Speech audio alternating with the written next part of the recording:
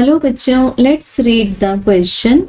An amateur sculptor cuts the shape of a bird from a single sheet of metal of uniform thickness of the numbered points, which is most likely to be the center of mass of the sculpture.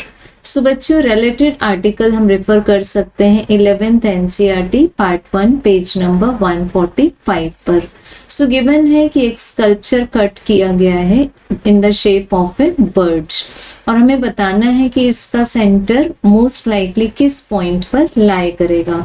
सो हमें suitable point को दिए हुए options में से choose करना है. सो बच्चों अगर हम इस बर्ड स्कल्पचर को इफ वी कट दिस, इसको हम मान लें कि ये 3 पार्ट से बना है.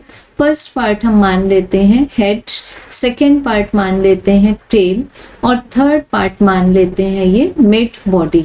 सो हम देख सकते हैं बच्चों ये जो फर्स्ट पार्ट हम लोगों ने चूज किया इसका सेंटर ऑफ मास भी इसके हैवी पोर्शन के पास लाई करेगा. So let this be point number ए.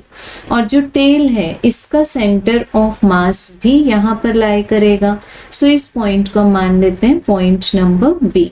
अब जो मिडिल पार्ट है इसका उसका सेंटर ऑफ मास अबाउट इसके सेंटर में लाई करेगा. It means in the heavy part itself. So let this be point number C.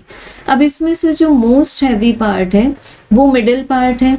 So definitely जो सेंटर ऑफ मास होगा वो मिडिल पार्ट में लाई करेगा and it will be lying close to the heavy part.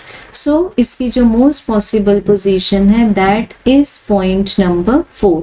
So correct answer will be option 3. Thank you.